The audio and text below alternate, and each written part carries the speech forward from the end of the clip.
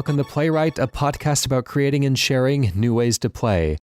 My name is Ryan Hamann, and you can call me H on this particularly holly jolly episode, perhaps.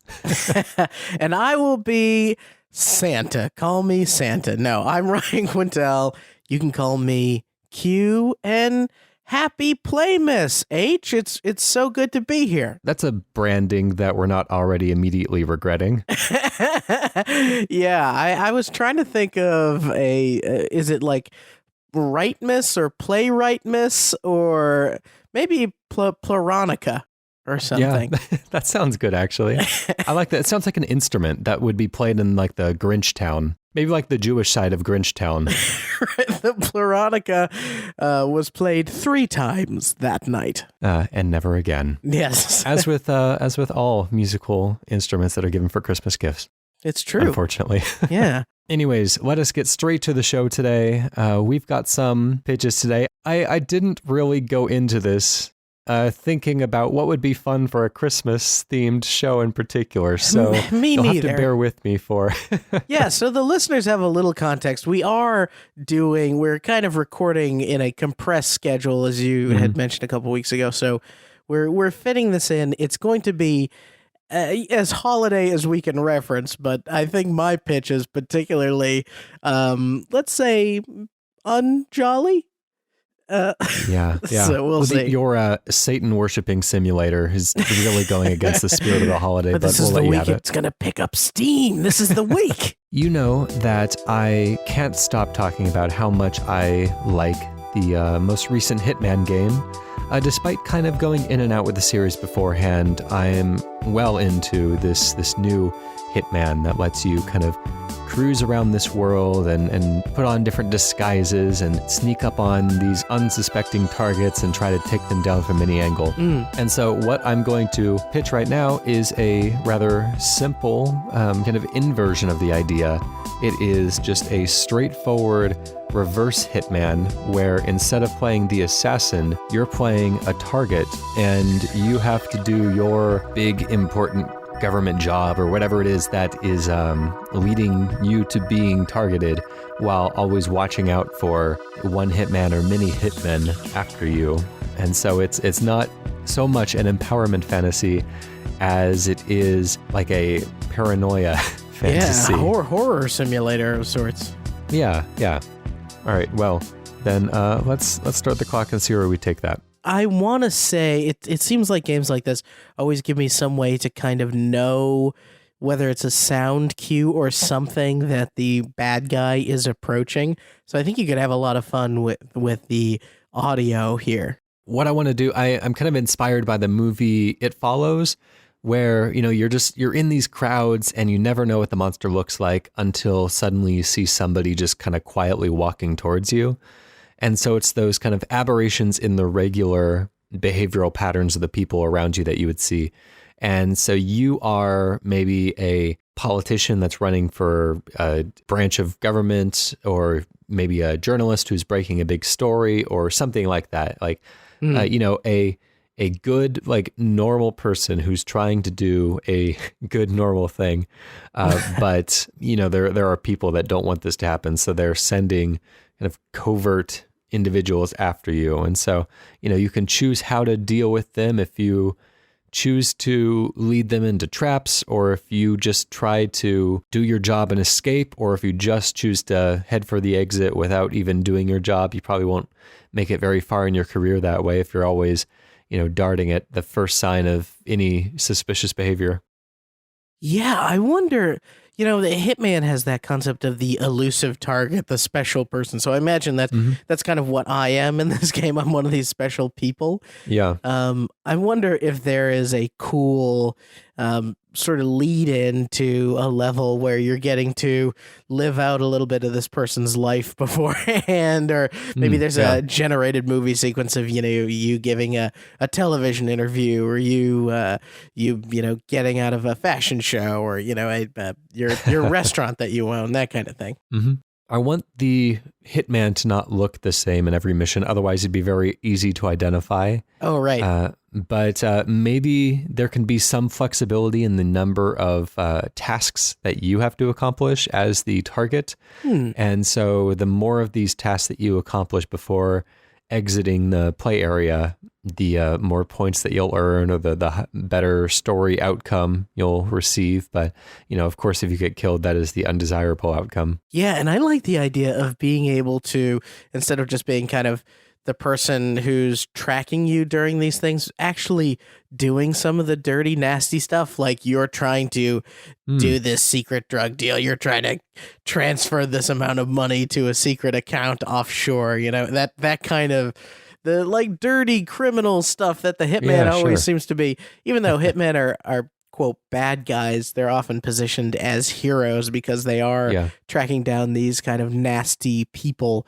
So I would like to be able to do some of that nasty stuff every once in a while. Yeah, sure. Yeah, I guess there's no reason really to have to be the good guy. This could be an interesting period piece of maybe like a secret agent type thing, or even like you are a member of the mafia, and every once in a while, like you are the one that they send to negotiate with the, families in the other parts of the city. And so, you're put into that position of uncertainty, of safety, so to speak. Yeah, and you know what? I even love the idea of taking this person who would normally be the victim and really giving them many of the Hitman-esque suite of powers too. Like, why can't you change costume? Why can't you create distractions or something to throw people off the trail? Like, even if you think of it like that, you could even kind of have a 2-person multiplayer thing going, which I think we've probably talked about in some version of in the past. Yeah, that's kind of similar to the Assassin's Creed multiplayer, where there's a bunch of NPCs kind of wandering throughout the city, and then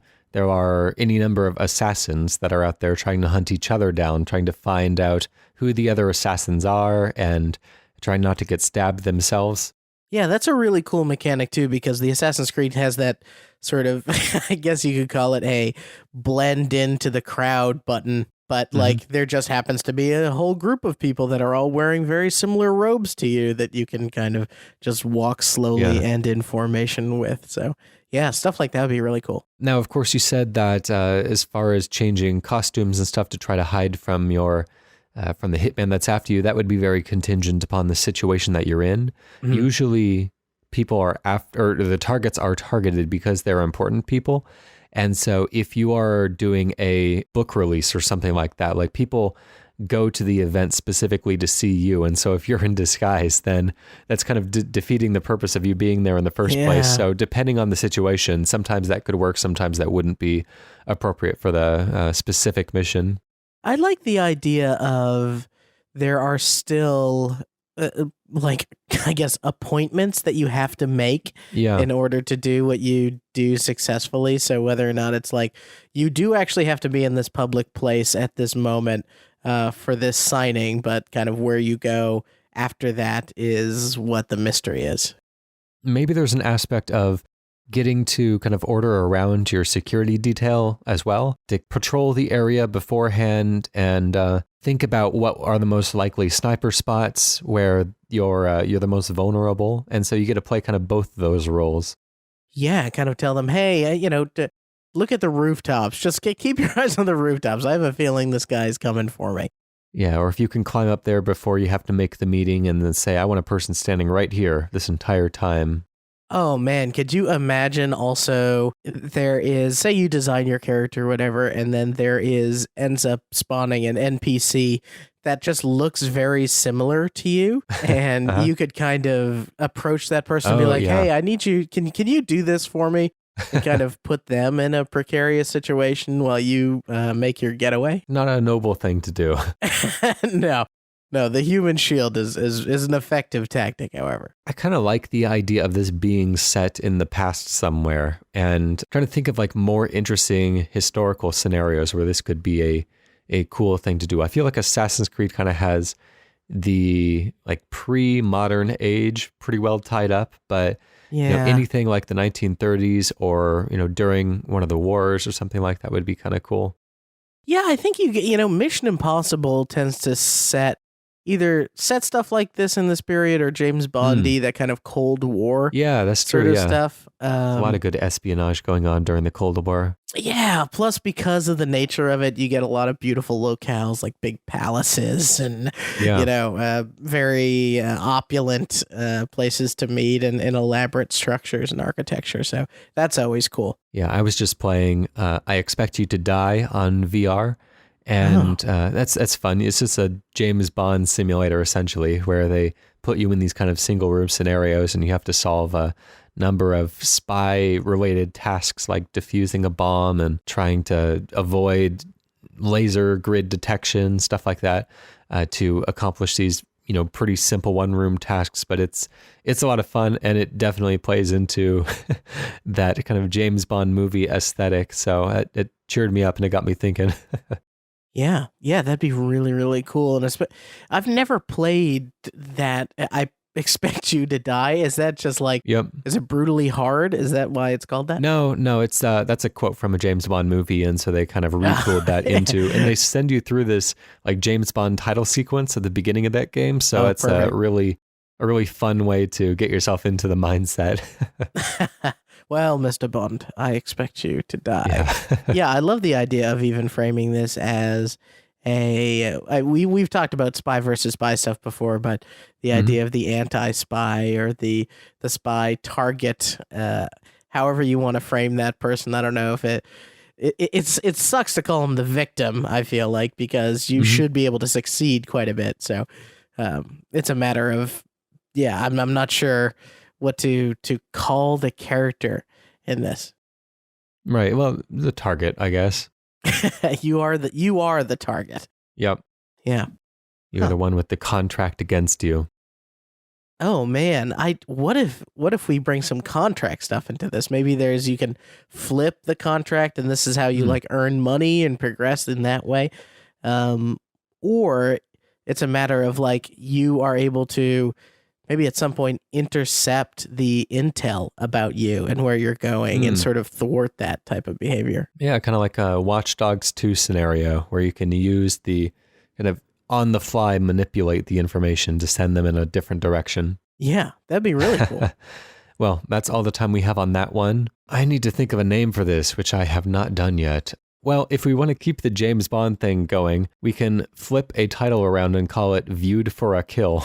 Oh, very good.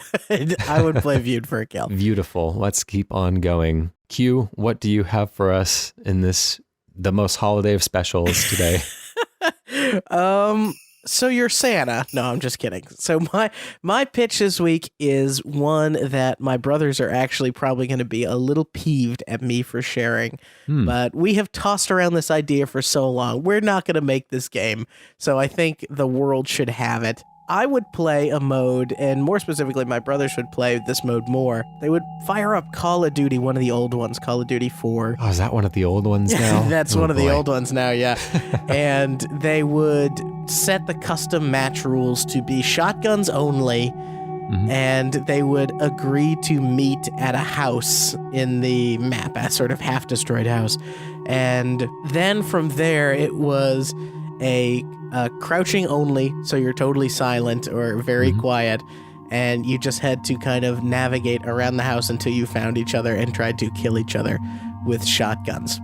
So we blew out this idea a little bit more by saying, what if there was a game where you're playing in a house, kind of Rainbow Six Siege style, with destructible walls and all that kind of thing, and you actually had to turn the volume of your computer up fairly loud to hear footsteps a la PUBG of the people coming around. And then, sure enough, you could turn around any corner or be on the wrong side of a door and ba-boom, you get hit with a shotgun. And it's so loud and startling that you might scream or whatever. And so some of the fun mechanics were running a replay, like a death cam, to show you when you die, but also get your mic audio to hear you shout in being startled. And a mechanic of you really start the game with 2 shotgun shells. So you get 2 shots, and the only way to get more ammo is to kill another player. So a small multiplayer house game where you hear boards creaking and footsteps. Everybody's got shotguns and 2 shots, and the only way to progress is to kill or be killed. So that is the pitch. Interesting. All right, let's start the clock and get going. That's interesting. This idea of everyone's kind of locked in a house together with these shotguns, which are meant to be like super short range. This reminds me a lot of playing GoldenEye with my friends. And we always insisted on turning our health as low as possible and going slappers only, which I'd imagine is going to be a pretty similar thing to what you're going for here. Yeah. The insistence on making everything really close range almost makes you feel like you're being stalked by like a movie monster or something that's ready to jump out at any moment. But like everybody is a movie monster. So this is like the Freddy versus Jason type of video game. And I guess you could move a bit quicker, but you're just going to make sounds and give yourself away as to your location. But I love the idea of that moment of you're kind of creeping down a hallway very slowly and you see the kind of business end of somebody else's shotgun start coming around the corner, and the joy that you would probably feel knowing that you've got the drop on this guy only to have someone else behind you end up murdering you it could be really fun. One mechanic that I really like is if this is like a 2-story, 3-story even house in the middle of the night, like really dark, hard to see, those flashes of lightning outside where they give you like brief moments of visibility and maybe even casting a shadow from somebody in the opposite hallway into somewhere that you can see. And always, no matter where you are, you never know which direction your shadow is going to be going based on where the lightning is striking. Yeah, that's really cool. And like that gives you the classic horror thing of suddenly seeing the killer's shadow, right, projected on the wall, which is so rad and would just suddenly you think you're creeping down a hallway alone or up a set of stairs alone, and then another player's silhouette, and because it's a silhouette, you don't really have a sense of orientation necessarily. It's kind of a similar thing to what the Nintendo Land Luigi's Mansion game did, where the ghost would be invisible until the lightning strikes, and then you can see it and everyone tries to run to the other side of the house. Oh man. Well, I was trying to think of maybe you could do it where almost like Rainbow Six style, you have a series of houses inspired by all sorts of different fictional settings, the kind of haunted house type of stuff, the mansion, the super modern, ultra postmodern, like penthouse. Just thinking about, the ability to open a door. Some games did this. I'm trying to think of the game that it wasn't Resident Evil, but it allowed you to kind of open a door and like choose how much you're opening it. I think it was Outlast that allows you to kind of creep open a door at a particular rate. And so that kind of thought of, creeping a door a little bit, seeing if there's any shotgun on the other side, seeing if anyone reacts, and then, no, maybe I'll creep it open a little bit more. And having that kind of every corner you turn be the stress-inducing thing. This could be really interesting in VR as well, if everything's at kind of a slow movement speed already. Yeah, not too disorienting. And having that analog dexterity of opening a door yourself with your own hands and peeking out around the corner with your own head and getting blasted in the face by a shotgun. Yeah, I think that, and it's double good for VR because you don't have to be particularly accurate with a shotgun. You just kind of have to get in somebody's head-ish region or chest-ish region to kind of down someone. What do you think of putting a twist on it that is something like maybe everybody starts with a shotgun, but there's only so many shells in the house? And you actually got to like search the house a little bit to find where these bullets could be. Yeah. Would there be any other types of weapons around? You probably wouldn't want to include other firearms because that would kind of like take away from what the game was trying to do. But maybe if there were other melee weapons, so like knives that you can pick up and do a one-hit kill instead of a 2-hit melee kill, because you do need melee kills if there's only 2 shotgun shells, because if you run out, you don't want to just, be out of luck entirely. Yeah, well, I figured, of course, you could do the classic Halo, like hit people with the butt of the shotgun, but I was also thinking, if there's like 2x4s and stuff like that lying around the house, some part of the house is under construction. You could do stuff like that, or potentially even if you find, a piece of wood or maybe a pillow, and you could silently murder someone. Are you suffocating them, or are you using the pillow as like a silencer for your shotgun? It's totally the shotgun silencer, Okay. which is unrealistic, but the perfect kind of Hollywood version of what a silencer is. Yeah. The other thing is maybe there's, along with those 2x4s, it could be potentially a weapon, or other pieces of things could be maybe something that could block one single shot. So you're going to open a door, but you're holding out this like 3-layer thick piece of wood. So they're going to shoot, and their first shot is going to be bunk. So you'll have a chance to get the drop on the person on the other side of the door. You know what this could be? What would be interesting is if this was a House on Haunted Hill situation, where that's an old Vincent Price movie where I love this movie. Okay, yes, good. Where he challenges this group of people, says, you can inherit all of my money if you stay in my haunted house all night long. And, it's that kind of classic setup. And everybody goes to their rooms. And so maybe it's kind of a similar thing where you can all choose to coexist in the same space for, however long the 20 minutes or whatever the round is going to be. And whoever gets to the end is a winner.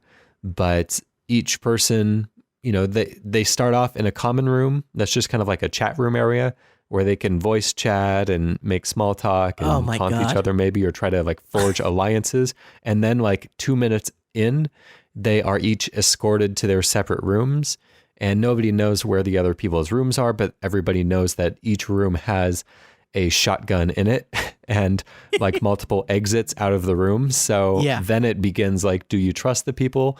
Do you want to just bunker down in your space and curl up in a corner with your shotgun, or do you go out and hunting?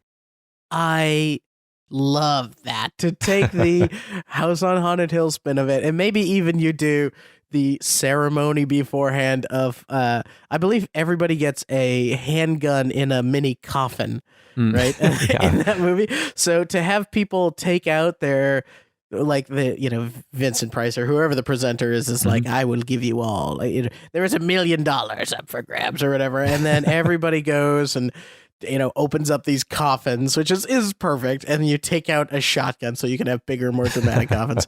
And then it's after you get your shotgun, you're escorted to your room. So then the game begins. And then what you can do is you can actually, the last surviving person gets a payout at the end, kind of PUBG style. And then you can buy all sorts of crazy cosmetic stuff, so crazier outfits, or like when you have your shotgun. Not that you ever want to be seen though. So I know. Well, I mean, maybe, more camouflage, whatever. People don't care. If there's a giant pink shotgun with like Hello Kitty stickers all over it, they're going to want that thing. For the streaming audience. That's right. But yeah, that pomp and circumstance beforehand and framing it like that is super fun. And that plays right into the lightning and the haunted house setting of this whole thing. So cool. And kind of being able to look your enemies in the eye and like talk to them beforehand. So it's not just like some randos. Yeah. Yeah, exactly. Or maybe even the PC NPC kind of inviting people to tell them their names, like at the beginning of them, and what would you like to be called? And so when you encounter somebody and manage to kill them, you killed Larry, right? Yeah, you took it a step further. I mean, this is almost kind of spinning into a separate thing entirely, but like I would go for a proper like House on Haunted Hill, like 12-person game where you can choose to ally with one another. You can choose to like solve puzzles in the house and try to set up traps or try to, make it safer for everyone, and everyone could get along and just survive the evening, maybe with a little bit of like supernatural stuff happening that they're trying to protect themselves from, just light supernatural stuff. But, always the looming specter of people turning on one another, almost like the, PlayerUnknown's Battleground style. Yeah, a moment before dawn. If you had the whole game take place on a fictional day-night cycle, the moment before dawn, 3 of the 4 allied people manage to murder each other. Ooh, wouldn't that be? You'd leave shaking. You'd be like, I can't believe I won. I can't believe I won. Yeah. Well, that's all the time we have. Just as it starts Merry to get Christmas, interesting, right? everybody. Yes, lots of murder this year. That's a worrying theme. Well, 2017. What are you gonna do? Yeah. Yes, you write what you know. Yeah, I don't know if that works in this situation. Sure. We have to give a name to this rapidly evolving game. At this point in its lifespan, what would you like to call this one? So I had the name, my brothers and I had the name before we added in the House on Haunted Hill stuff, but we were simply calling it, very plain Jane, Shotguns in a House. I think it says everything you need to know. Yeah, that's true. Or like Pump Scare. Sounds more like a horror game set at a gas station or something like that, which is not a terrible idea. Think about that a little bit. But next time on Playwright, yes. Shotguns in a House. I like that. It's got that like Snakes on a Plane ring to it. Yes. We are moving on to a community pitched idea. This comes from one of you, the listeners. This comes from Tyler Petty, who says, you're a real estate agent who has to prepare a property and design a listing and ads to attract potential buyers. You also show the house by appointment and schedule an open house. While you're doing all this, you can't let anyone know that the house is haunted. Love it. Once you've secured a buyer and they've moved in, they become ghosts themselves and the loop repeats, becoming harder each time because a new set of ghosts occupies the house, and stories about it will spread. The gameplay breaks down into 2 main phases: a realistic real estate simulator, it's a nice little kind of double usage of that word there, and Luigi's Mansion style adventure where you try to subdue the ghosts and defuse traps they set in the house. The 2 phases culminate in the open house where you have to keep the ghosts at bay while also entertaining your clients. All right, I am well into this. I am very excited to talk about this. Let's start the clock. Hello, spooky Halloween episode, everybody. We really did it this week, didn't we? Really did a Nightmare Before Christmas on this one. We did. Tyler, this is really cool. So in my head, it almost feels a little the way you can in some RPGs or Horizon Zero Dawn, even you can kind of whistle to get people's attention. Mm-hmm. I really love the idea of the guests are kind of making their tower defense like path through the house. And if you know they're headed towards a ghost room, you can be like, hey guys, I really want to show you the foyer. And then as you know, they're starting to head there, you can kind of, go around another door and, solve a quick puzzle or something and subdue this ghost.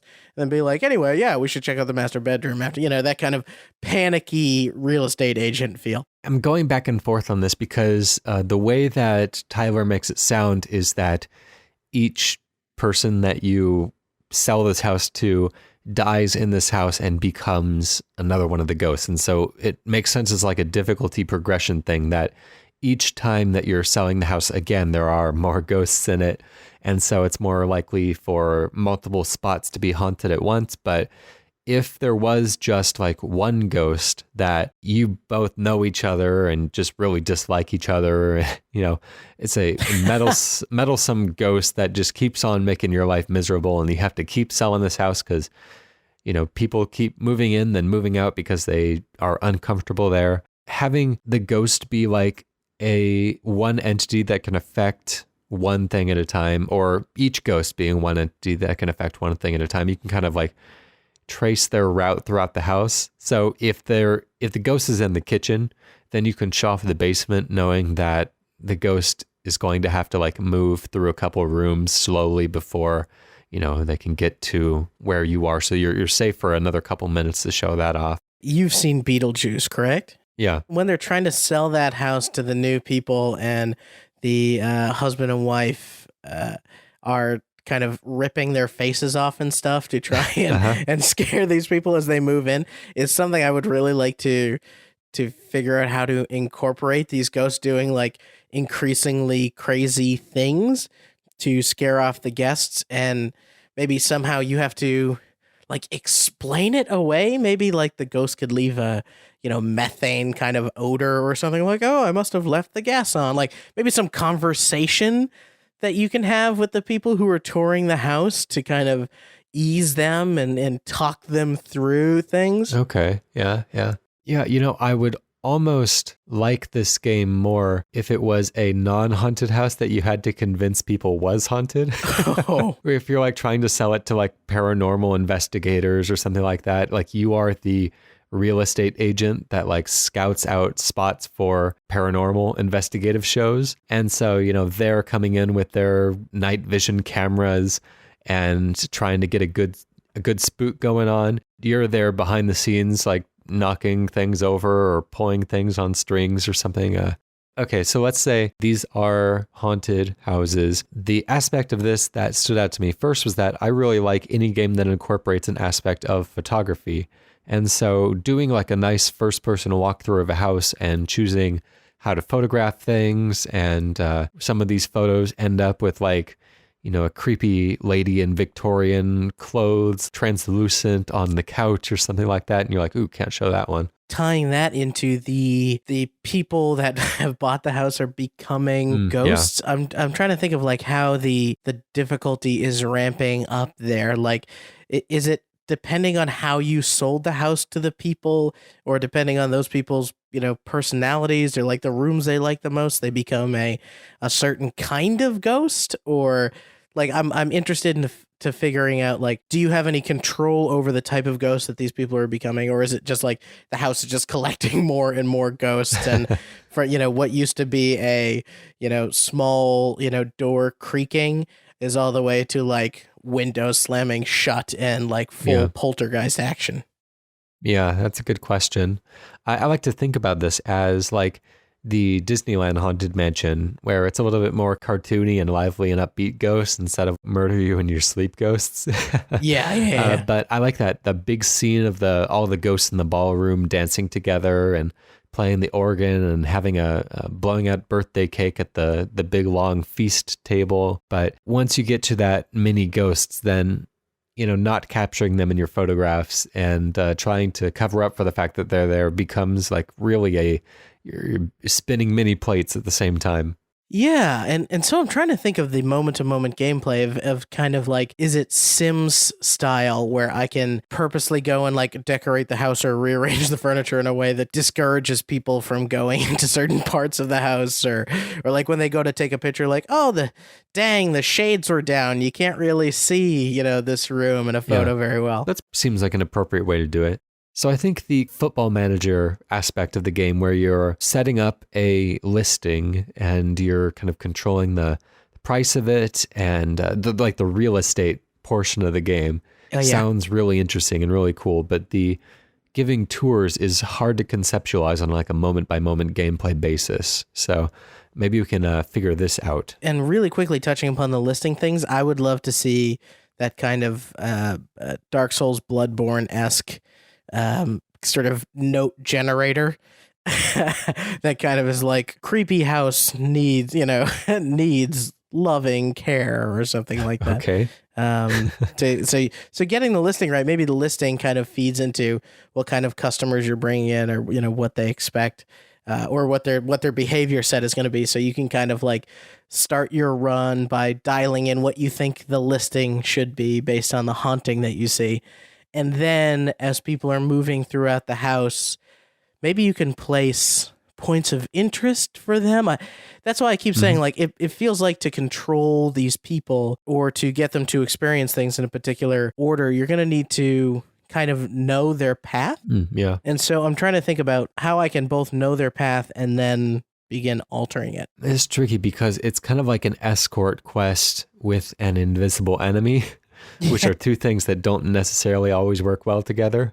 As long as it doesn't do the World of Warcraft thing where the person runs forward a lot and then when they're done killing the people, they run backwards to their original path. So you're talking with these people, you're escorting them. Maybe you have the ability to, like, if you shut a door, like if you run forward and shut a door or something, it'll kind of guarantee that they'll go into one room first before you're able to kind of deal with or shoo the ghosts. I imagine there has to be some way to subvert what the ghosts are actually doing. This could be like a Lemmings type situation where if it's an open house, there's just kind of like a constant stream of people all making the same route.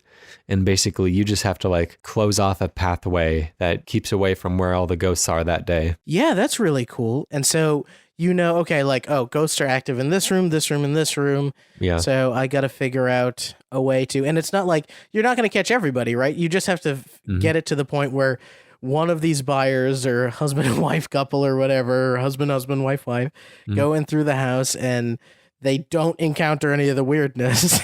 And then you can kind of say like, okay, well, that sold the house to these people.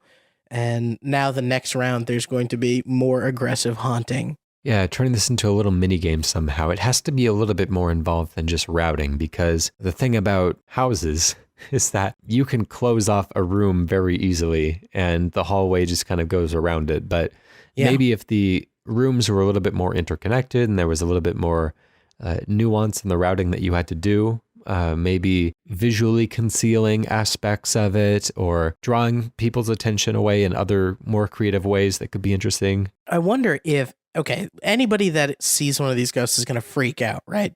Yeah. So if they freak out and they're going to run kind of out of the house, you almost have to create both maybe a path so that the people who are being scared can get out of the house in such a way that the people who are coming into the house never actually see them. Oh, right. And so you have like a number of people that saw people freak out about the haunting. Yeah, kind of like in those Roller Coaster Tycoon or those types of like simulation games. Something that happens to one aspect of or one portion of the population will affect those in the immediate vicinity as well. And you just kind of have to count them all as losses. Yeah. That's interesting. That's all that we are able to talk about on this episode. Tyler Petty comes to us with a very wonderful name. I highly approve of this. He calls it Surreal Estate, which I am so for. Yes. H, this is your favorite thing. This is the pun name. I wish I had more of these. One of the better ones, I have to say. Good job on that one, Tyler Petty. We appreciate that. And if you, the listener, would like to contribute your own idea, you can get in contact with us, playwrightcast@gmail.com. Go to our website, playwrightcast.com. You can go playwrightcast.com/pitch to go straight to the pitching portal where you can throw up your own video game idea. It can be as complex or as simple as you want. It can be as simple as, Mega Man meets Donkey Kong Country 2, and we'll figure out what it means. It could be as complex as writing a short story, and we will turn it into a video game. Whatever you want to give us, we will do something with it. We promise that.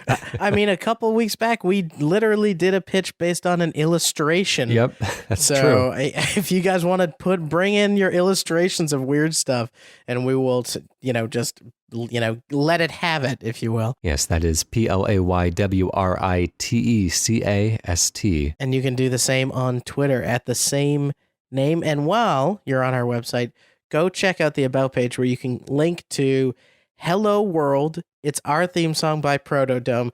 It's off the album Blue Noise. It's very good. You should listen to it. Well, it is up to me to find a nice way to take us out of our festive holiday show. Santa or stockings or menorah? Well, there was plenty of stocking in this episode, so it ended up working out. But yeah, I think I'll close off on a miniature idea. Something a little bit more festive than we've been managing to bring so far. But how about, very simply, a game where you play as Santa, delivering presents to all the homes in the world, somehow. All right, well, we'll see you next week. Bye. And Merry Christmas or whatever you celebrate. Happy everything. Happy everything.